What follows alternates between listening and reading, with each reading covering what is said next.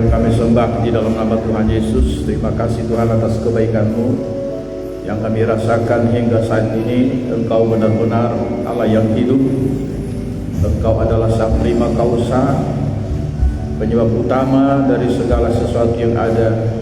Engkau menuntun, memimpin kami di dalam jalan-Mu ya Tuhan, di dalam kebenaran yang membawa kami ke padang rumput yang hijau dan ke air yang tenang.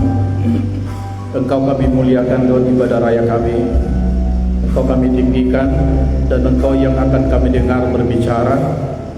Tuhan, mengurapi hamba-Mu, pakai hamba-Mu menjadi saluran berkat pada pemberitaan firman-Mu. Dan juga untuk Kakak Yosua 1 yang mempersembahkan pujian, Tuhan semakin memberkati mereka dan pakai mereka dengan luar biasa. Terima kasih Bapa, kami sambut firman-Mu di dalam nama Yesus Kristus, Tuhan dan Juru Selamat kami yang hidup. Haleluya. Amin. Silakan duduk jemaat Tuhan. Sudah.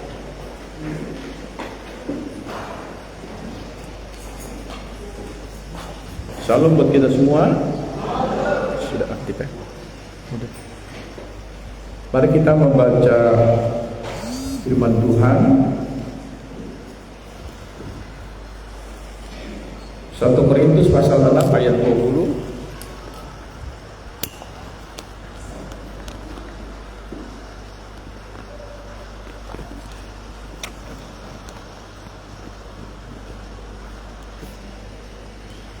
Mari kita baca 1 Korintus 6 ayat 20. Ini salah satu ayat yang akan saya sampaikan dan kita baca. Ada beberapa ayat lain lagi untuk mendukung tema firman Tuhan pada kesempatan ini.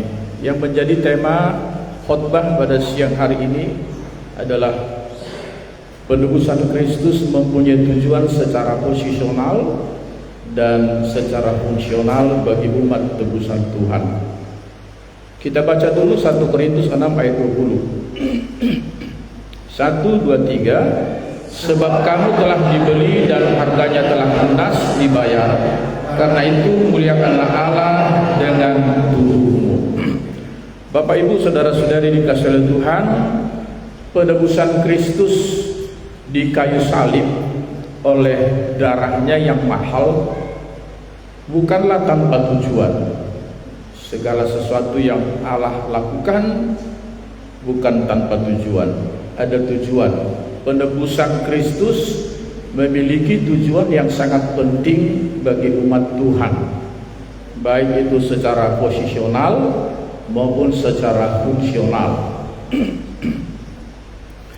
Ada 3 arti kata menebus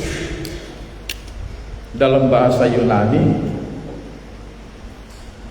Kata ini yang pertama, dan kata ini mempunyai arti yang sama namun mempunyai penekanan yang berbeda, tetapi semuanya menggambarkan konsep penebusan yang sama yang dilakukan oleh Yesus Kristus. Dan ketiga kata ini dianalogikan dalam pasar perbudakan dosa. Kata yang pertama adalah kata Yunani agorazo. Dari 1 Korintus 6 ayat 20 yang kita baca, kata penebusan di situ menggunakan kata agorazo.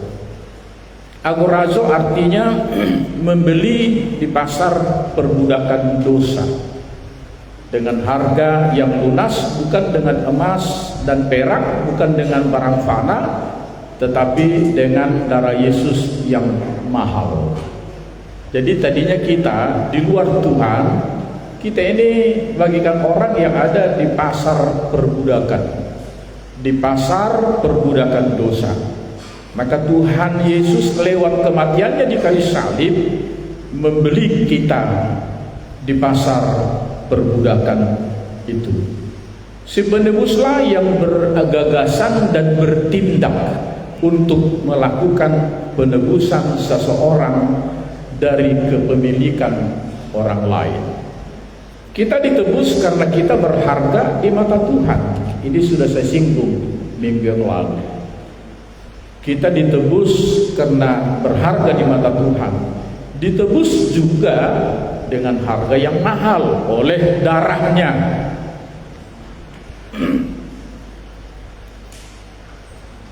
Dan penebusan orang percaya dibayar bukan kepada iblis, tetapi kepada sifat Allah yang adil, benar, dan suci. Dan kata yang kedua adalah kata exagorazo. Itu ada di Galatia pasal 3 ayat 13. Saya akan bacakan Galatia pasal yang ketiga ayat 13. Demikian firman Tuhan.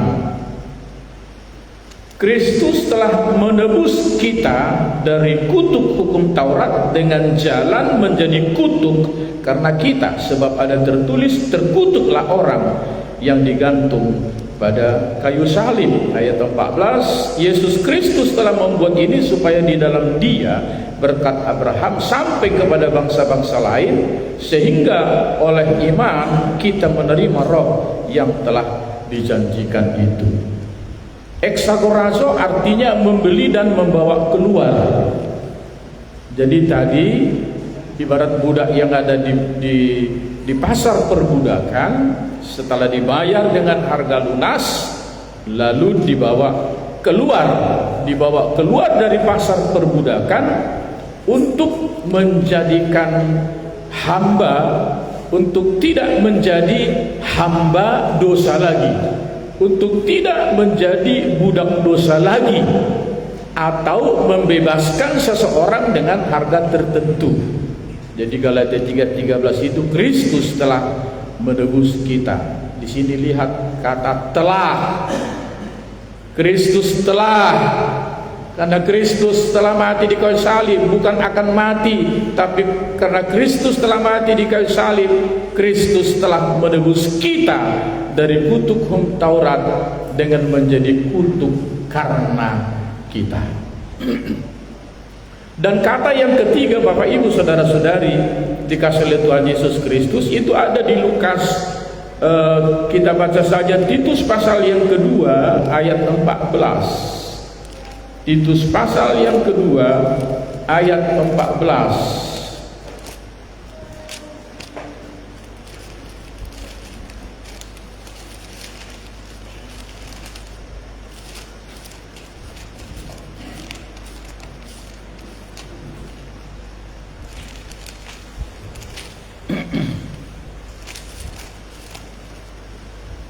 Ya, mari kita baca Titus pasal 2 ayat 15. 1, 2, 3. Yang telah menyerahkan dirinya bagi kita untuk membebaskan kita dari segala kejahatan dan untuk menguduskan bagi dirinya suatu umat kepunyaannya sendiri yang rajin berbuat baik. Kata yang ketiga menggunakan kata lutroo. Makna menebus atau membebaskan dengan harga tertentu seringkali digunakan dalam konteks penebusan dosa atau perbudakan. Penebusan pada lutroo adalah pada tindakan menebus atau membebaskan seseorang dengan harga yang mahal dan seringkali memiliki implikasi pada penggunaan atau tujuan setelah penebusan, yaitu untuk difungsikan. Bapak Ibu, contoh sehari-hari dalam hidup kita, tidak mungkin kalau kita mau beli barang itu telah kita bayar kepada si penjual lalu kita tinggal. Pasti kita membeli barang karena ada keperluan. Kita bawa, setelah kita bayar, cash and carry, bayar, bawa barang. Setelah kita bawa, tentu pasti kita akan menggunakannya. Ini analogi dari pasar perbudakan yang perlu kita pahami. Jadi ketiga kata tadi mempunyai makna yang sama tapi penekanan yang berbeda, tetapi semuanya menggambarkan konsep penebusan yang sama yang dilakukan oleh Yesus Kristus. Jadi penebusan tidak berhenti pada penebusan. Maka kita jangan berhenti hanya merayakan Paskah. Jangan hanya berhenti pada perayaan Paskah itu sendiri. Ya. Jangan berhenti pada penebusan Kristus itu sendiri. Kita melainkan sampai pada penggunaan yang ditebus untuk tujuan-tujuan fungsional menurut kehendak Sang Penebus. Jadi Yesus tidak sembarangan menebus kita, pasti punya tujuan menebus kita, yaitu untuk menggunakan kita, untuk memakai kita di dalam kehidupan kita. Mungkin penggunaan kita juga bisa digambarkan seperti Alkitab, seperti pohon yang harus menghasilkan buah. Kalau tidak menghasilkan buah lagi, bahwa kapak sudah tersedia pada akar pohon. Bapak Ibu, dalam hidup ini kalau seseorang sudah meninggal, sudah selesai urusannya dengan Tuhan. Tuhan tidak pakai lagi orang itu untuk menghasilkan buah. Maka sebetulnya ancaman bagi kita yang sudah ditebus oleh Kristus, kalau kita juga tidak difungsikan, tidak dipakai, kita seharusnya perlu mikir ke belakang. Implikasinya apa? Kepada penggunaan. Kita harus ditebus punya tujuan. Tujuan secara posisional dan tujuan secara fungsional. Nah, apa yang menjadi tujuan penebusan Kristus secara posisional di dalam kehidupan kita? Bapak Ibu, saya akan menyampaikan tujuan posisional. Penebusan Kristus memberikan posisi baru di hadapan Allah sebagai anak-anak yang dikasihi dan ditebus. Kita diterima menjadi anak-anak Allah. Yohanes 1 ayat 12, seberapa orang yang menerimanya diberi kuasa menjadi anak-anak Allah. Membebaskan, membersihkan kita dari segala kejahatan, artinya kita dijadikan kudus bagi dirinya, tidak bercacat celah, tidak bernoda. Dan kata menguduskan itu di dalam Titus pasal 2 ayat 14 menggunakan kata hagiasai, artinya kita tidak serupa dengan dunia, terpisah dari dunia secara moral. Itulah capaian dari penebusan Kristus secara posisi di dalam hidup kita. Sebetulnya kita yang sudah mengalami penebusan di dalam Kristus, kalau balik-balik kepada manusia lama kita, kepada manusia duniawi kita dan manusia berdosa kita, itu sebetulnya merupakan penghinaan bagi Tuhan. Ada pesan Alkitab, jangan menyalibkan Tuhan dua kali. Cukup sekali saja Kristus disalibkan dan mati. Kematiannya adalah untuk melakukan penebusan atas hidup kita. Bapak Ibu saudara-saudari yang dikasihi oleh Tuhan Yesus Kristus, kemudian tujuan posisional ini kita diampuni dari segala dosa-dosa kita. 1 Petrus pasal 2 ayat 24 dan 25. Demikian firman Tuhan. Ia sendiri telah memikul dosa kita di dalam tubuhnya di kayu salib, supaya kita yang telah mati terhadap dosa hidup untuk kebenaran. Oleh bilur-bilurnya kamu telah sembuh. Sebab dahulu kamu sesat seperti domba, tetapi sekarang kamu telah kembali kepada gembala dan pemelihara jiwamu. Jadi bukan tanpa tujuan penebusan Kristus di kayu salib, mati di kayu salib untuk dosa-dosa kita. Bapak Ibu dikasihi oleh Tuhan, jadi kita diampuni dari segala dosa-dosa kita. Itulah manfaat dari penebusan itu. Kemudian kita dilahirkan kembali. 1 Petrus pasal 1 ayat 3 dan 4. Ayat 3 berkata seperti ini, terpujilah Allah dan Bapa Tuhan kita Yesus Kristus, yang karena rahmat-Nya yang besar telah melahirkan kita kembali oleh kebangkitan Yesus Kristus dari antara orang mati kepada suatu hidup yang penuh pengharapan, untuk menerima suatu bagian yang tidak dapat binasa, yang tidak dapat cemar, dan yang tidak dapat layu, yang tersimpan di surga bagi kami. Kita dilahirkan kembali. Kuasa kebangkitan Kristus itu memberikan pengalaman baru, yaitu dilahirkan kembali. Ini yang saya sebut sebagai pengalaman internal di dalam Kristus, yaitu pengalaman vivification atau vivifikasi, bangkitnya manusia baru kita oleh kebangkitan Kristus. Bukankah Filipi pasal 3 ayat 10 Paulus mengatakan, yang kukehendaki ialah mengenal Dia dengan kuasa kebangkitannya. Jadi kon marlabado nang gabe penebus Yesus di bagas ngolutta. Labana Dia kita dilahirkan kembali. Kemudian hidup radikal dari hidup berdosa menjadi hidup dalam kebenaran dan kekudusan. Ada kehidupan yang berpaling. Ada masa transisi. Masa transisi ini sangat radikal, dari hidup berdosa dulu menjadi hidup dalam kebenaran dan kekudusan. Ini masih menyangkut kepada posisional di dalam kehidupan kita.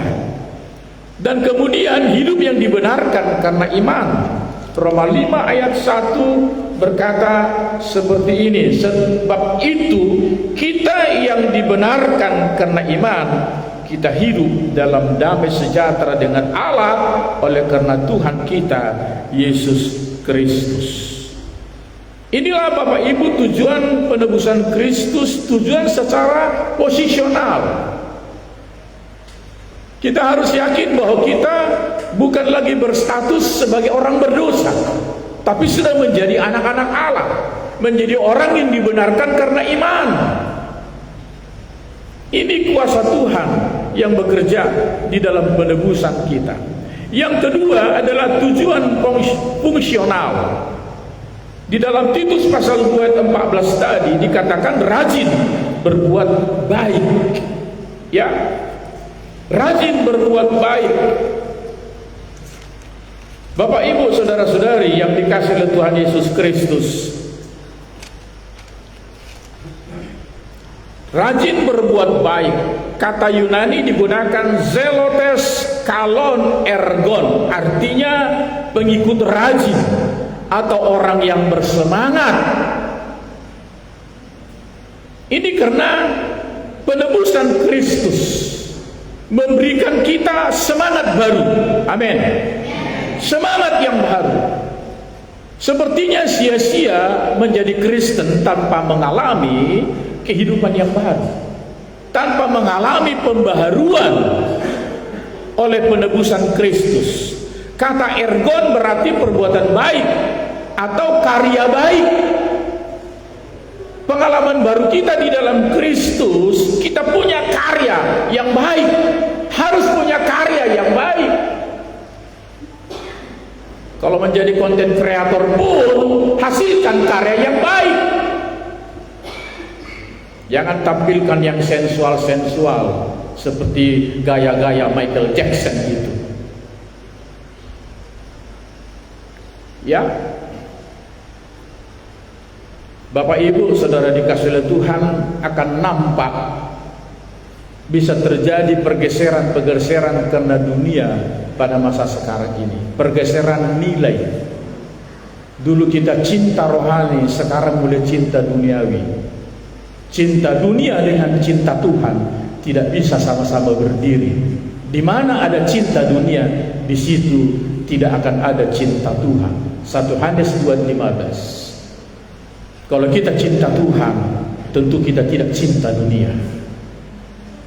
Amin Bapak Ibu. Keserakahan bisa saja mau merampas dua-duanya. Dua-dua dia mau.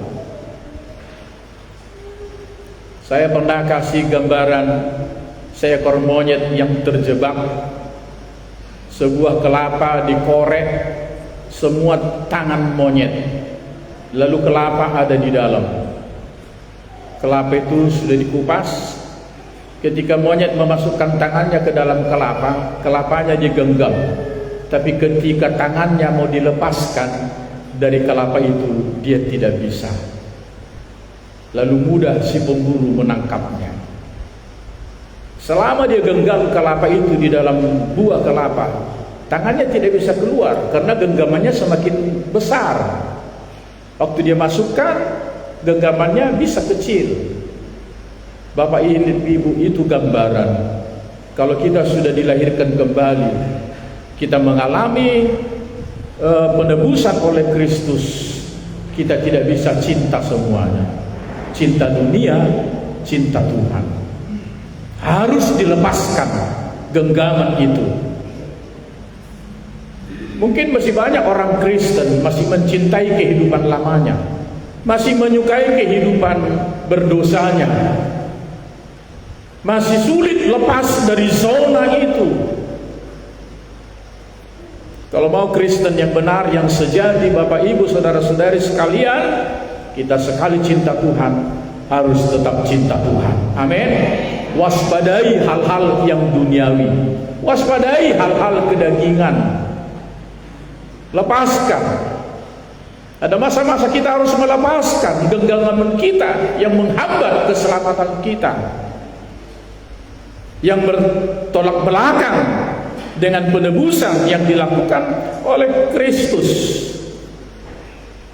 Bapak Ibu, saudara-saudari dikasihi oleh Tuhan Yesus, jadi kata ergon berarti perbuatan baik atau karya baik, karena Allah merancang dan menciptakan manusia untuk melakukan pekerjaan baik sesuai dengan Efesus pasal 2 ayat 10. Kita ini dirancang, manusia dirancang sebagai manusia yang harus melakukan pekerjaan baik. Secara eksplisit Titus pasal 2 ayat 14 memang tidak menjelaskan tujuan fungsional umat Tuhan untuk melayani, tetapi berbuat baik. Lalu tujuan fungsional di dalam hidup kita supaya kita menjadi hamba kebenaran. Roma 6 ayat 22. Saya akan bacakan Roma 6 ayat yang ke-22.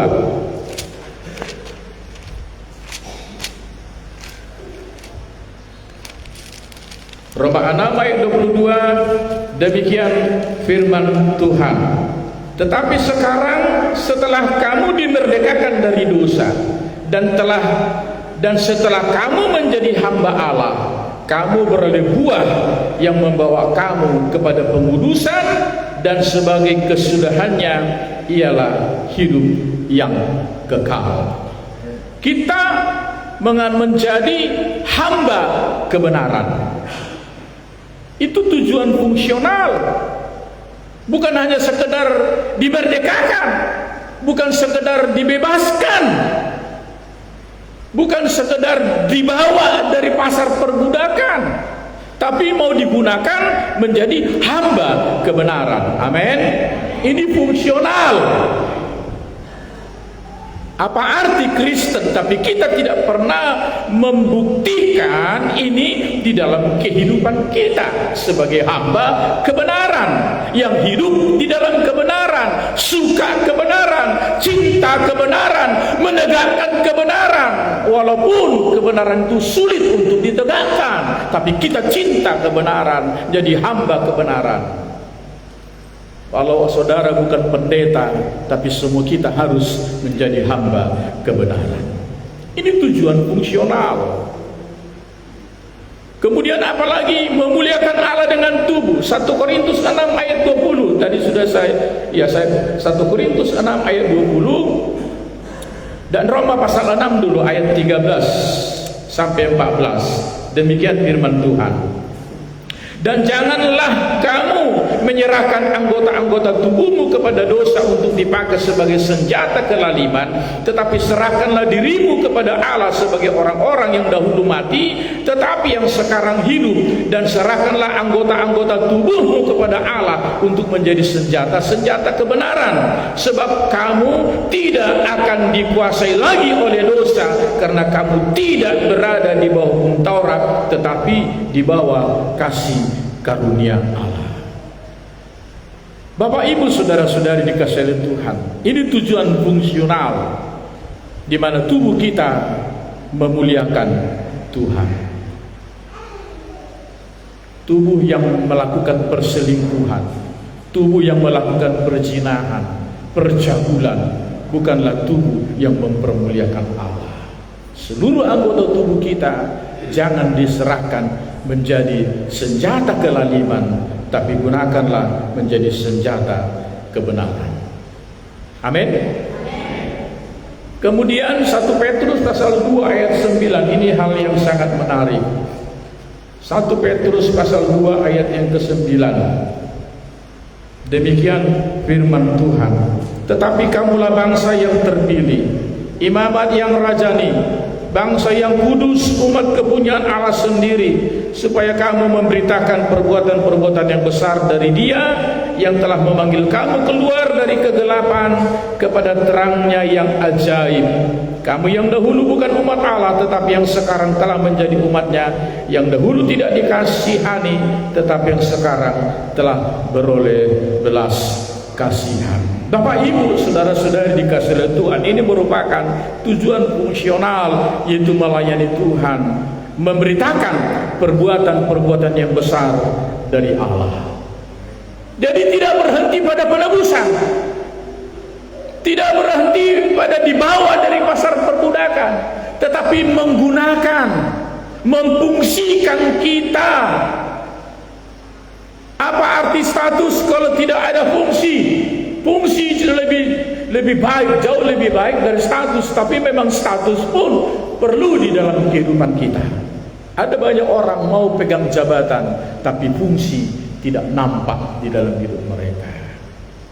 Sebagai bapak itu status, tapi berperankah kita sebagai bapak yang bertanggung jawab, sebagai imam di tengah keluarga, itu bicara tentang fungsi. Ada bapak karena hobinya marah duhur, lupa dia memberi nafkah kepada keluarganya, termasuk kebutuhan-kebutuhan anak-anaknya. Karena hobi mancing maniak, lupa dia, dan dia tidak menunjukkan rasa tanggung jawabnya terhadap keluarganya. Itu fungsi. Banyak orang ambisi untuk status, posisi, tapi tidak menunjukkan fungsi. Kita juga status kita sebagai anak-anak Allah, posisi kita sebagai anak-anak Allah. Adakah fungsi itu kita tunjukkan di dalam hidup kita? Bapak Ibu saudara-saudari yang dikasihi oleh Tuhan Yesus Kristus, kemudian 1 Petrus pasal 4 ayat 10. Ini sangat menarik. Layanilah seorang yang lain sesuai dengan karunia yang telah diperoleh tiap-tiap orang sebagai pengurus yang baik dari kasih karunia Allah. Tujuan fungsional ialah melayani Tuhan dan sesama. Jadi kita ditebus agar kita melayani Tuhan dan sesama. Katakan kiri kanan, kita ditebus agar melayani Tuhan dan sesama.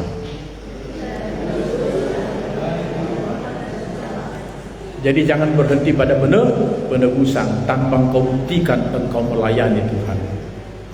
Hari ini pujian kita dibawa oleh Pak Tamba dan tim pemuji banyak bernada tentang pelayanan. Hidup ini adalah kesempatan. Jangan hanya nyanyi doang taunya, tapi tak pernah terlibat di pelayanan, tak pernah buka hati untuk pelayanan. Sekecil apapun pelayanan, terlibatlah dalam pelayanan. Amin. Hari ini suami istri menerima tamu di depan dari Kakak Arun. Kita berikan tepuk tangan untuk Bapak Pania, ya kan? Ya, Bapak Pania dengan Mama Pania. Papa Mama hari ini penerima tamu. Senyumnya luar biasa hari ini. Amin. Mereka senyum hari ini giginya rata. Aku gigiku tak rata. Dan sudah lo bangun pula lagi kan? Ya, puji Tuhan. Haleluya.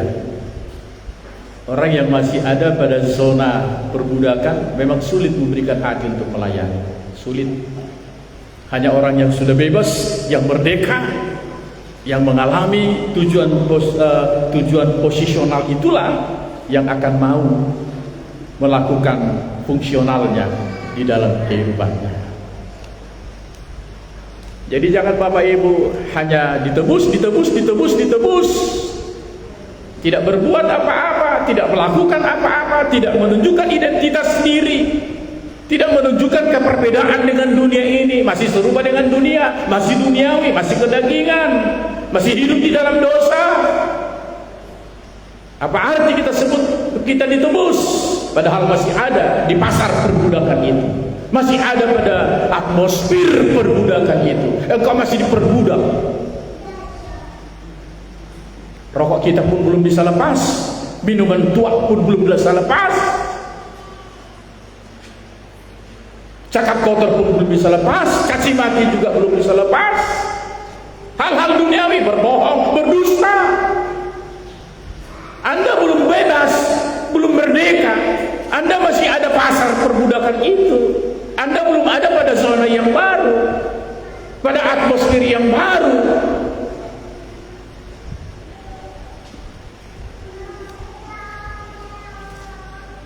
Bapak Ibu saudara-saudari yang dikasihi oleh Tuhan Yesus Kristus, surat Petrus ini secara eksplisit sangat jelas mengajarkan kepada kita bahwa ditebus, diselamatkan untuk melayani. Amin. Ditebus bukan hanya untuk diselamatkan, ditebus bukan hanya untuk kehidupan yang suci, yang tak bercacat celah, tapi ditebus untuk melayani. Bagaimana pencapaian tujuan penebusan secara posisional dalam hidup kita?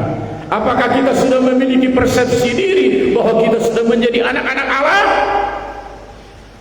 Apakah kita sudah mengalami bahwa Yesus telah menguduskan kita bagi dirinya dengan tidak serupanya kita dengan dunia dan kita terpisah secara moral dengan dunia? Apakah sudah final bahwa kita sudah mengalami pengampunan yang sempurna dari Tuhan? Masih banyak orang memiliki tuduhan-tuduhan di dalam hatinya atas keberdosaannya.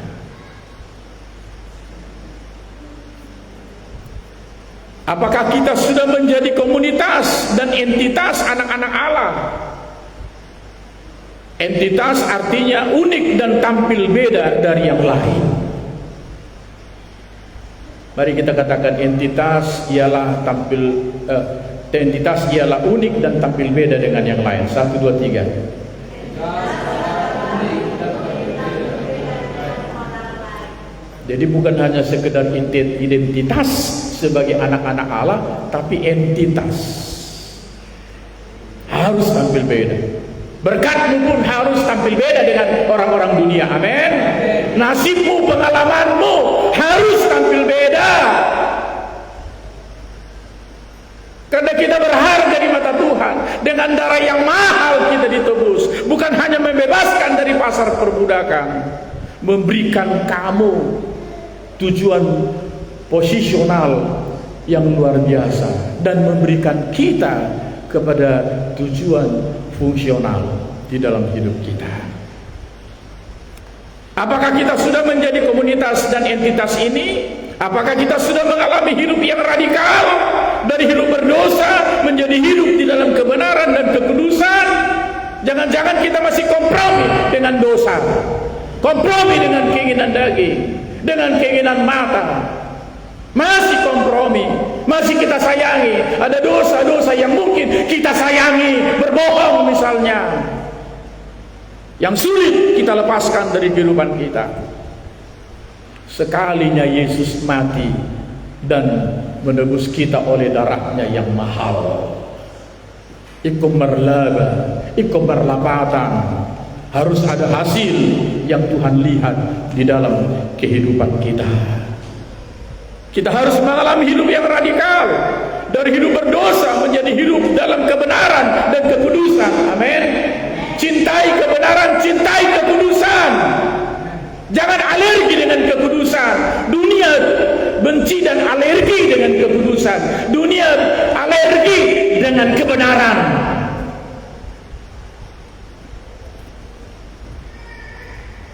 Apakah kita sudah hidup dibenarkan karena iman? Apakah kita masih merasa sampai hari ini, aku orang berdosa, aku orang berdosa.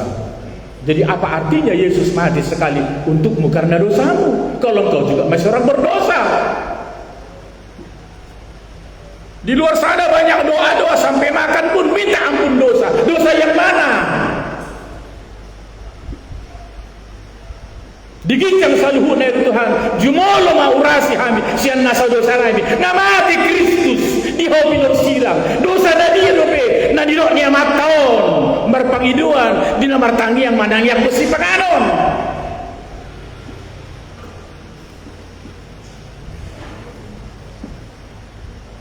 Bapak Ibu, ini bukan arogan bahwa kita yang sudah menerima Kristus. Yohanes 1:12, dan kita diadopsi menjadi anak Allah.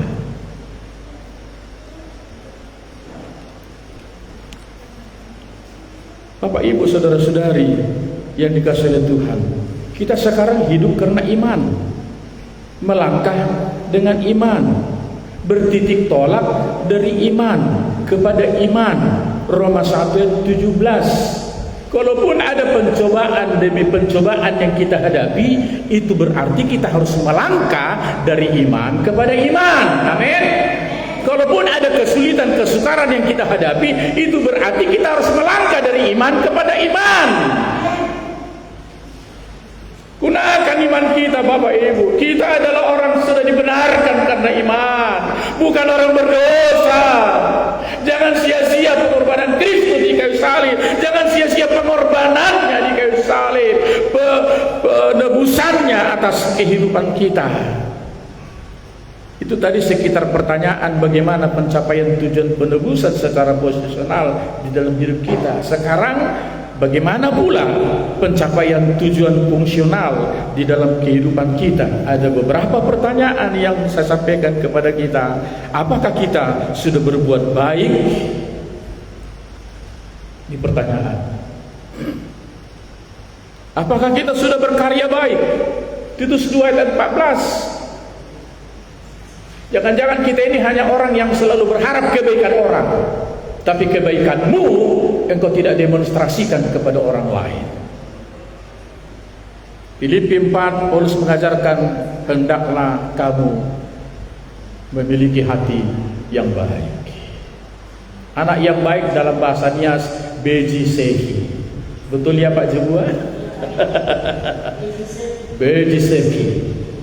Jadilah anak yang beji sehi. Amin. Anak yang baik. Baik di mata Tuhan, bukan hanya baik di mata dunia. Dunia pun bisa bilang kita baik kok. Satu meja orang kita galangi, minum tua kita bayari, orang bilang baik, ya kan?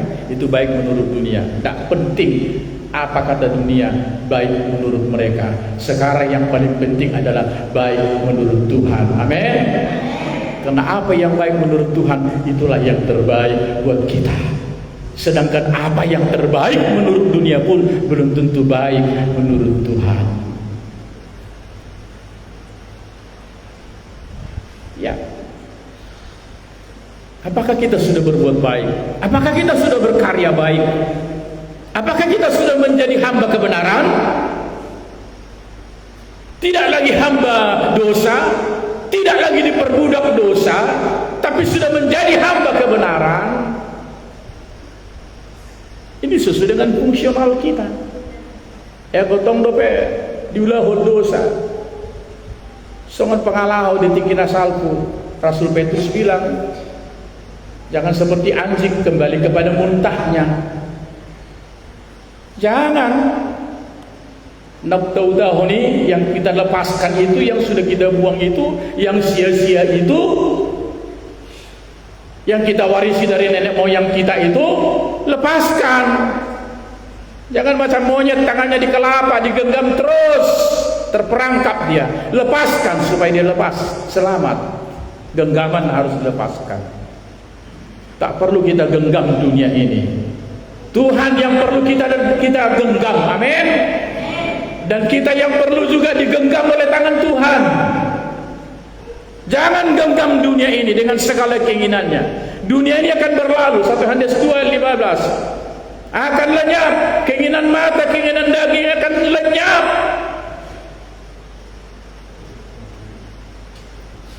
Kita harus mengukir prestasi kita di dunia ini dalam kekristenan. Kita harus ukir track record kita yang baru.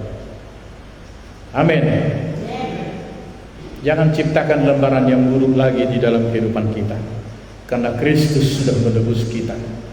Kristus mau memfungsikan kita, bukan hanya membawa kita saja dari pasar perbudakan itu dan menjadi miliknya, tapi kita mau menjadi milik yang difungsikan oleh Tuhan, digunakan oleh Tuhan. Apakah kita sudah memuliakan Allah dengan tubuh kita? Bagaimana orang yang kecanduan rokok? Apakah dia sudah memuliakan Tuhan itu dengan tubuhnya? Bagaimana orang yang berzina? Itu tidak memuliakan Tuhan dengan tubuhnya.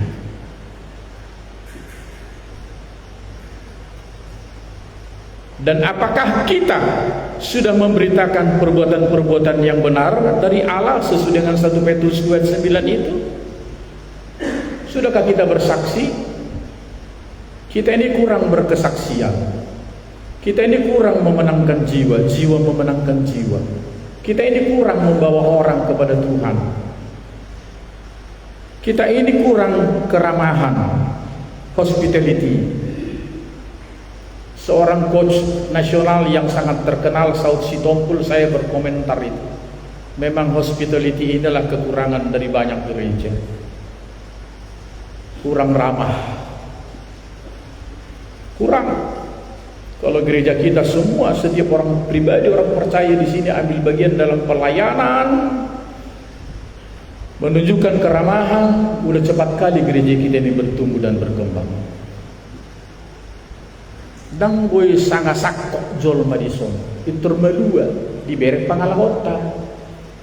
Dilihat kurang keramahan kita, dilihat kurang rangkulan kita, dilihat kurang pendekatan kita, dilihat cueknya kita, kurang melakukan pendekatan, kurang melakukan interaksi. Kita tidak boleh puas dengan diri sendiri. Puas secara rohani, puas secara iman. Dengan imanku aku diberkati, hartaku bertambah, kekayaanku bertambah, tapi kita cuek terhadap orang lain. Kristus sudah menebus kita. Tinggalkan cara yang sia-sia itu, cara yang lama itu. Jadi menjadi pertanyaan, apakah kita sudah memberitakan perbuatan-perbuatan yang besar dari Dia? Kita sudah dipanggil dari kegelapan, masuk ke dalam terang ajaib itu untuk memberitakan perbuatan-perbuatan yang besar dari Allah. Baik atau tidak baik, waktunya, situasinya, tetap beritakan Allah, beritakan firman. Dan apakah kita sudah ambil bagian di dalam pelayanan? Nah ini, Bapak Ibu, sistem yang baik, yang benar itu diperlukan oleh semua gereja, termasuk pemerintah. Belakangan ini merupakan bagian dari sistem kita memberdayakan anggota KKA sebagai penerima tamu. Itu pemberdayaan untuk ambil bagian dalam pelayanan. Ya, semakin banyak KKA kita, semakin banyak orang nanti terlibat di pelayanan. Amin. Tadi hari Jumat doa para pelayan, sebetulnya jemaat yang besar, katakanlah kalau sudah 1000 nanti jemaat beribadah di sini, bukan tambah sulit melayaninya, menanganinya, mengelolanya, tambah mudah karena ada sistem kita atur sedemikian rupa. Ya, sistem yang sesuai dengan kehendak Allah tentunya. Itu yang kita kembangkan dalam hidup. Gereja kita ini ingin semua kita ambil bagian di dalam pelayanan, penerima tamu, membersihkan gereja, pelayan LCD, tamborin, MC, banyak yang bisa kita lakukan. Gembala KKA, asisten gembala KKA, banyak yang bisa kita lakukan, Bapak Ibu. Jadi penebusan itu juga bertujuan supaya kita implikasinya supaya kita bisa melayani Tuhan. Sebuah penerapan yang menjadi akhir dari khotbah ini, Yesus telah menebus kita dari dosa-dosa, dari cara hidup yang sia-sia yang kita warisi dari nenek moyang kita, dari pasar perbudakan dosa. Kita sudah berpindah dari maut kepada hidup yang kekal, dari kegelapan kepada terangnya yang ajaib, untuk memberitakan perbuatan-perbuatan yang besar dari Dia. Marilah kita buktikan dalam sikap, tindakan dan perbuatan kita sebagai anak-anak Allah yang sudah ditebus dari pasar perbudakan dosa. Kita tidak di zona itu lagi dan tidak dikuasai dosa lagi. Kita sudah berbeda dengan kehidupan masa lalu kita. Kita sudah hidup sebagai orang-orang beriman, namun tidak berhenti di situ fungsionalnya. Marilah kita berbuat baik, marilah kita terlibat dalam pelayanan, melayani Tuhan dan memuliakan Allah dan menjadi berkat bagi banyak orang. Ditebus untuk hidup kudus dan melayani merupakan prinsip dalam kekristenan yang menekankan bahwa setelah ditebus dari dosa oleh Kristus, kita memiliki panggilan untuk hidup kudus dan panggilan untuk melayani Tuhan dan sesama. Hal ini menunjukkan bahwa pelayanan adalah bentuk ekspresi iman dan kasih yang diberikan sebagai tanggapan atas kasih karunia Allah yang telah menyelamatkan kita. Amin. Respon kita sangat diharapkan. Kalau kita ingat bahasa Batak, haji tangan bagi itu, haji tangan mulak nangale mangalean. Unang gabi haji rohani Tuhan. Allah dileo untuk kita basa-basa. Pembebasan kita, penebusan kita. Tapi kita tidak menerimanya. Tetapi kita tidak meresponinya. Hidup kita tidak ada perubahan. Hidup kita tidak ada perkembangan. Hidup itu sendiri dinamis, Bapak Ibu, berkembang. Jangan begitu-begitu saja. Amin. Jangan merasa puas kalau kau datang ke gereja, rajin datang ke gereja, tapi tidak ada perubahan, tidak ada buah di dalam kehidupan kita. Tidak ada respon terhadap kasih karunia Allah dengan membuktikan dirimu telah dikuduskan dan engkau terlibat dalam melayani Tuhan. Jangan bilang, aku kan sudah tua, enggak mungkin lagi melayani Tuhan. Kita punya pilihan kok, mau meresponi apa tidak. Tapi ingat, saya bukan nakut-nakuti kita. Bukankah Matius 3:10, kapak sudah tersedia pada akar pohon, setiap pohon yang tidak menghasilkan buah akan ditebang. Saya masih mau berbuah. Saya mau menunjukkan fungsional saya oleh penebusan Kristus. Maka saya yakin Tuhan masih berikan umur panjang kepada saya. Tung bahasa na bangemis pitaho tung pakai mau Tuhan, tung nagabe ula-ula nama tol pak pe Tuhan, tung nagabe ula-ula nama me pe Tuhan, pakai mau Tuhan, parar maau oleh Tuhan. Anong nutag yang murah sama ini? Parar maau oleh Tuhan, pakai mau oleh Tuhan, tung nagabe ula-ula nama me pe Tuhan, tung nagabe sinodang nililin pe Tuhan. Tapos me do sinodang nililin na de. Balgaro sinodang di bulan do matanya. Tukso sinodang nililin pe ale dipakai Tuhan kita. Amin. Unak samain na Tuhan ni, kok dah kalau dipakai kok. Kalau neng lomo-lomo, edem tu nama dokon lomo-lomo ni Tuhan, bebek tu nama dokon lomo Tuhan, anggur ram, asindo.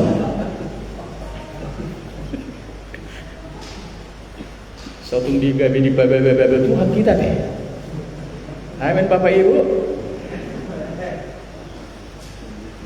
Unang bangga kita roh sejago tu gereja. Manoropi jumlah bilangan naro tu gereja. Moh kursi tabayan, merjom-jom kita polisi. Ada nak gabi ula-ula kita disuruh di Tuhan. Tu apa ula-ula nak perang dak. Memberitahuan berita nauli pe bakol pamahan tahun madok. Lama mak kesipatu harim gasoni pe bakol hator. Mendelani mengelului akadongan halak nalilu. Ibadah Tuhan ma bakol serohatta. Amin. Bakol kalau memberitahuan hati korani, hasil tongani, keengganan, kemalasan. Tuhan jauhkan dari kita hati dan pikiran kita. Jangan merasa sudah nyaman di zonamu sekarang. Mungkin zonamu itu adalah zona kehidupan berdosa. Engkau akan dihantui oleh ketakutan, rasa cemas dan bimbang di dalam hidup. Hari ini mari kita ikut Tuhan. Kita memiliki absolutely surrender. Apa itu absolutely surrender? Penyerahan yang total. Katakan dulu absolutely surrender. 1, 2, 3. Penyerahan yang total. Amin. Total. Jangan takut. Jangan 50% serahkan sama Tuhan. 50% untuk dunia dan dirimu sendiri. Tuhan menguduskan kita bagi dirinya sendiri. Itu berarti kita terpisah secara moral dengan dunia ini, tidak serupa dengan dunia ini. Aku sadar hidupku adalah hidup yang didedikasikan kepada Tuhan, hidup yang diperuntukkan untuk Tuhan, hidup yang dikhususkan untuk Tuhan. Demikianlah Tuhan memandang kehidupan kita. Demikianlah maksud Tuhan oleh penebusan itu, supaya kita terpisah secara moral dengan dunia ini. Kalau Bapak Ibu tidak lagi gelisah melihat anakmu mengikuti cara dunia ini, gaya dunia ini, diragukan Roh Kudus ada enggak di dalam hati. Kita menangis melihat orang jauh dari Tuhan. Kita menangis melihat orang banyak hidup dengan cara-cara dunia.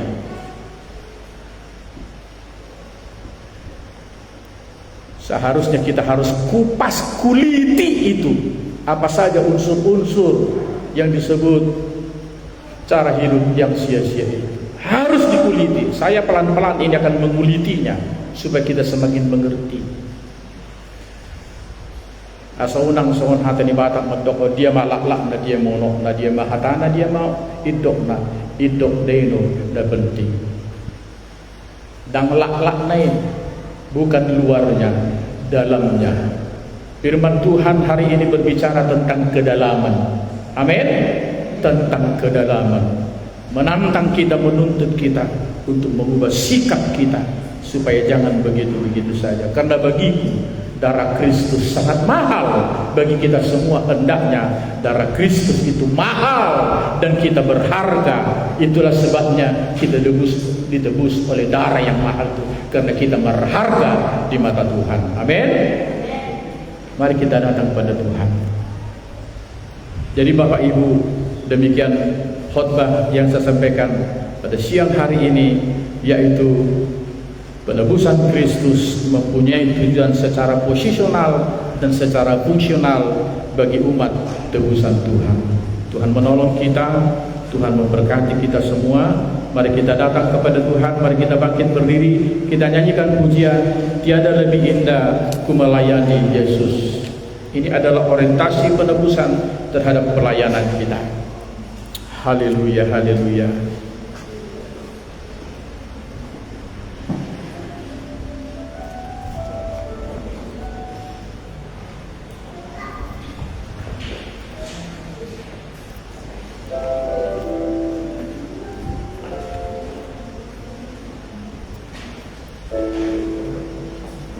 Mari kita datang dengan segenap hati di hadapan Tuhan. Hilangkan kebiasaan-kebiasaan yang buruk yang tidak membangun dalam hidup kita. Camkan semua benih firman yang ditaburkan kepada kita.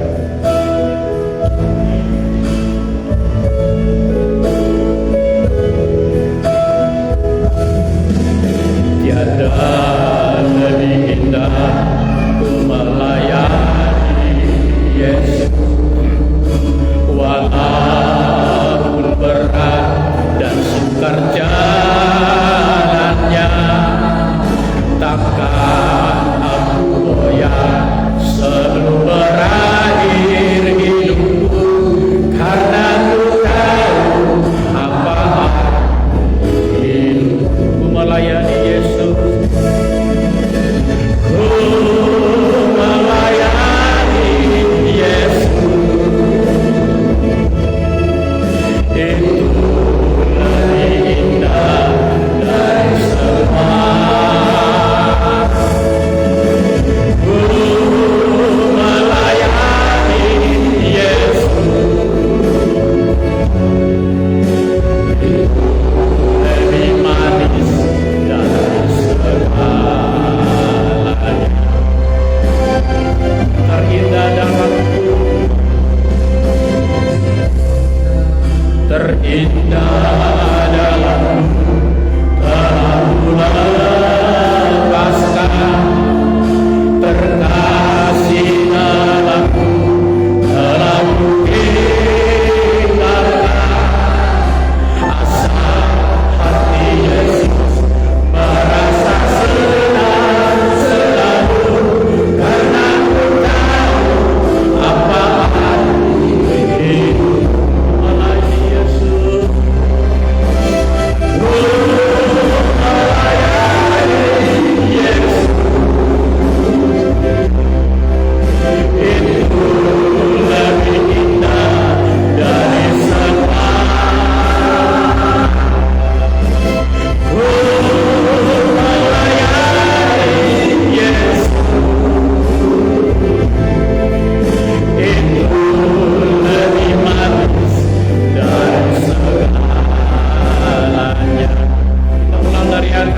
Tiada lebih indah untuk melayani Yesus.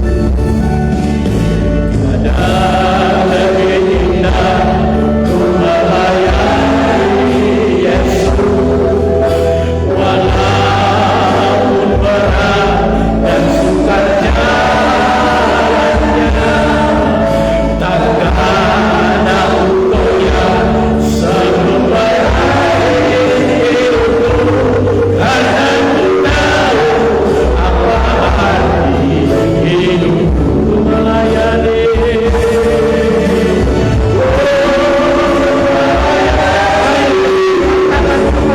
Tanda penyerahan kita itu lebih indah dari semua. Ku melayani Yesus,